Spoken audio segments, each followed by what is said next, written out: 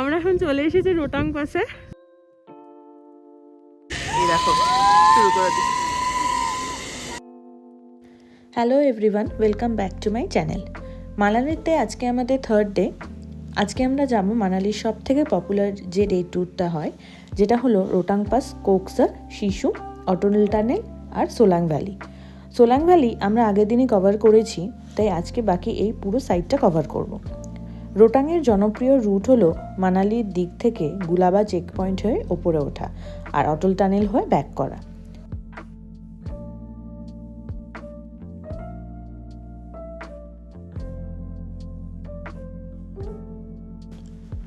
তো গুলাবা আর কোঠি গ্রামের দারুণ সিনিক বিউটি দেখতে দেখতে আমরা পৌঁছালাম মারি হাইড্রো ড্যামের কাছে।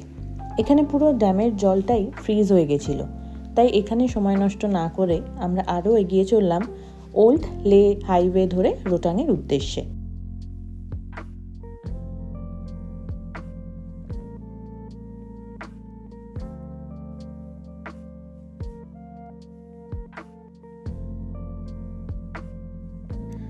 আজকে 29 নভেম্বর আমরা এসেছি, আর লাস্ট স্নোফল 23 নভেম্বর হয়েছিল, তাই এই সাইডগুলোর বরফ সব গলে গেছে। এখন শুধু রোটাংয়ের ওপরেই বরফ পাওয়া যাবে, বাট বরফ না থাকলেও এই ভিউ আর রাস্তা তোমাদের মন নিতে বাধ্য। আর এই ভিউ দেখতে দেখতেই আমরা পৌঁছালাম মানালির সবচেয়ে হাইয়েস্ট পয়েন্ট রোটাং পাসে। হ্যালো, আমার আজকে শুধু বোধহয় চশমাই দেখা যাবে, আর কিছু দেখা যাবে না, এতটা ঠান্ডা। তো আমরা এখন চলে এসেছি রোটাং পাসে। যে প্রচণ্ড ঠান্ডা, তা হাওয়াটা আজকে একটু কম। আমি এসেছিলাম মানে তখন বোধহয় আমার 5-6 বছর বয়স ছিল, যখন বাবা মার সাথে এসেছিলাম 1999 মা বলেছিল তখন। তো তখনের একটা এক্সপিরিয়েন্স, বা তখন তো কিছু মনেও নেই সেরকমভাবে, খুব হালকা হালকা মনে আছে। আর আজকে 2024 আর কি আসা। তো বরফ তো পড়েছিল 23 নভেম্বর, তা যেটুকুটা আর কি জমে আছে সেটাই আমরা পাচ্ছি। তো চলো একটু দেখাই, কারণ খুব একটা কতটা দেখাতে পারে, হাত পুরো জমে যাচ্ছে। তো একটু শেয়ার করি তোমাদের সাথে। আর রাস্তা তো দেখতেই পারলে, কি অসাধারণ রাস্তা। আর পেছনের ভিউটা এবার দেখাই একটু।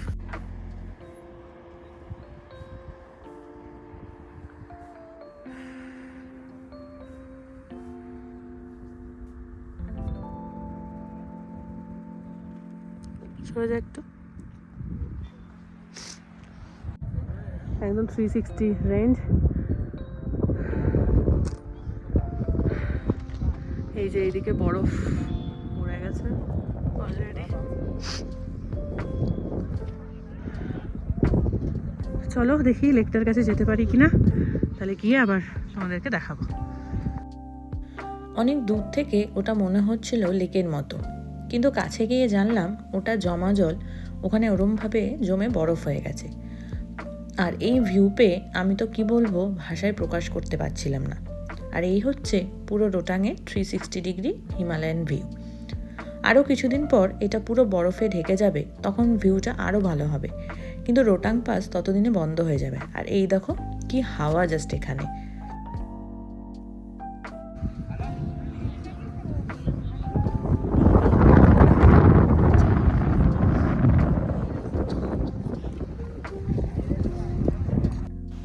তো এখানে ঘন্টা 2 কাটিয়ে আস্তে আস্তে এবার আমরা যাব কোকসারের দিকে। আর এখানে ভিউ কি বলবো, একদিকে বারালাচা পাস, একদিকে কাজা স্পিতি, আর একদিকে কুনজুম পাস, মানে অপূর্ব ভিউ। মানালি আসলে যদি রোটাং পাস খোলা থাকে, তাহলে রোটাং পাস মাস্ট ভিজিট। রোটাংয়ে যাওয়ার জন্য প্রতিদিন একটা নির্দিষ্ট সংখ্যক গাড়িকে পারমিট দেওয়া হয়, যেটা 500 টাকা লাগে। আর এই পারমিটটা গুলাবা চেক পয়েন্ট থেকেই দেওয়া হয়। মানালি থেকে রোটাং টপ যেতে মোট সময় লাগে 2 থেকে 2.5 ঘন্টা। তাই যত সকালে বেরাবে ততটাই বেটার, কারণ বেলা বাড়তে থাকলে রাস্তা জ্যামও হয়ে যায়।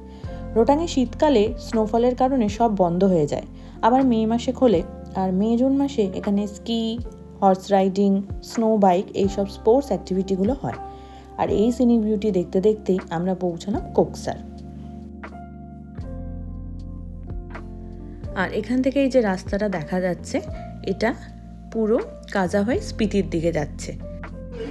এই রোটাং থেকে এখন কোকসার যাওয়ার পথে লাঞ্চ করতে দাঁড়ালাম একটা ধাবাতে, যার নাম পাহাড়ি ধাবা। দেখতেই পাচ্ছ তোমরা এখানে সুন্দর, এখানে বসার সিটিং ক্যাপাসিটি আছে। আর সবথেকে ভালো এখানে সুন্দর একটা হাস্কি আছে।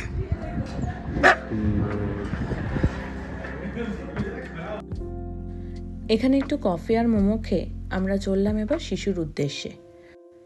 আর কোকসারের রাস্তা দিয়ে শিশুর দিকে যাওয়ার সময় রাস্তা পুরো লাদাখ আর স্পিতির রাস্তার মতো ফিল দেয়।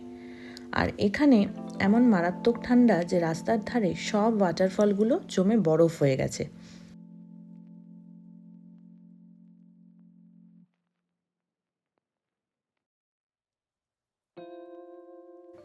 তো এই আমরা এন্টার করলাম এবার হিমাচলের লাহুল জেলাতে।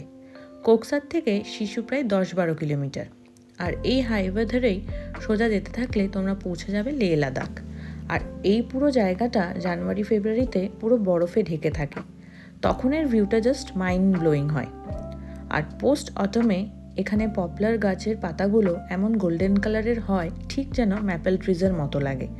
এখানে দেখার বলতে একটা লেক আর একটা ওয়াটারফলও আছে। আর সুন্দর দৃশ্যগুলোর চারপাশে তুষারে ঢাকা পাহাড় যেন এক মনোমুগ্ধকর দৃশ্য। এখন শিশুতে চলে এসেছি, তো এখানেও জিপ লাইনিং হয়, বাট এখনও আমরা সাহস করে উঠতে পারিনি। আর সব থেকে মেন ব্যাপার এখানে গোপ্রোটা নেই, তো গোপ্রো ছাড়া ঠিক এত সুন্দর এটা লাইফ টাইম এক্সপিরিয়েন্স হতো। তো সেখানে এটা মেমোরেবল করে রাখার জন্য তো একটু তো ফটো ভিডিও তো দরকার হয়, বাট এখানে দেখতে পাচ্ছি না। তো দেখি, এমনি জায়গাটাই এত সুন্দর যে এমনি এক্সপ্লোর করি, তাহলে জাস্ট অসাধারণ জায়গা। আর ওইটা হচ্ছে যে রোটাং, যেটা হয়ে এলাম আমরা এখনই। এই দেখো, শুরু করে দিই।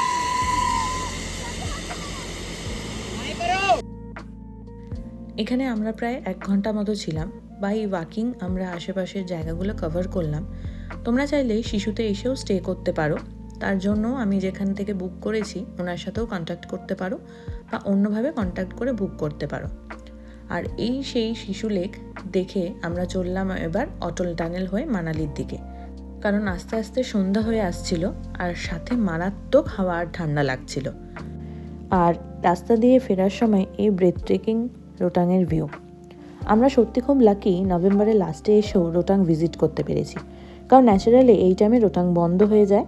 আর এই ভাগা নদীকে পাশে রেখে আমরা আস্তে আস্তে পৌঁছালাম অটল টানেল। তো এই আমরা চলে এসেছি এখন অটল টানেলে, ওয়ার্ল্ডের সবচেয়ে লংগেস্ট টানেলের সামনে।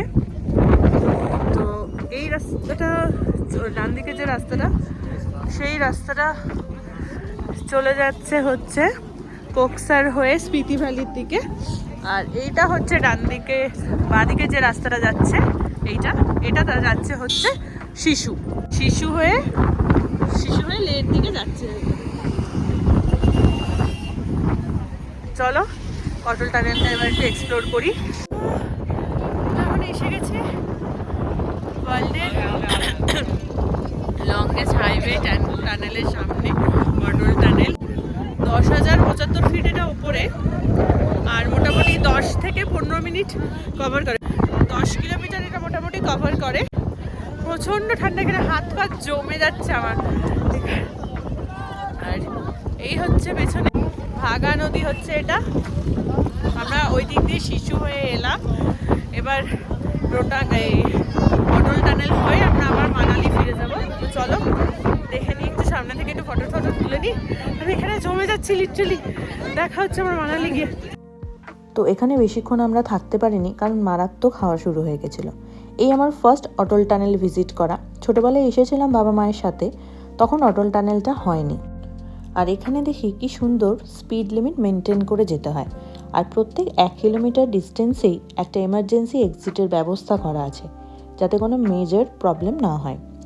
তো টানেল ক্রস করে, মানালি জ্যাম ক্রস করে আমরা এবার চললাম আমাদের হোটেলের উদ্দেশ্যে, কারণ আজকে ডে ট্রিপের পর একটু টায়ার্ড লাগছিল।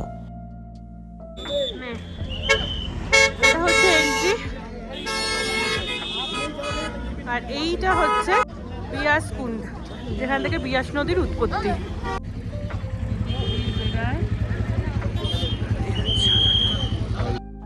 তো এই ডে ট্রিপ নিয়ে কোনো কোয়ারি থাকলে আমাকে অবশ্যই জানিও কমেন্ট বক্সে। আর এরকম ট্রিপ ইনফো পেতে চ্যানেলটাকে সাবস্ক্রাইব করে দিও। আর এই হলো আমাদের হোটেল থেকে মানালি সিটির ভিউ। আর এই হচ্ছে আমাদের রুম, যেটা আমি আগের ভিডিওতেও দেখিয়েছিলাম। তো ভিডিওটা কেমন লাগলো আমাকে অবশ্যই জানিও। তো দেখা হচ্ছে মানালির পরের জায়গাতে গিয়ে। টাটা, সবাই ভালো থেকো।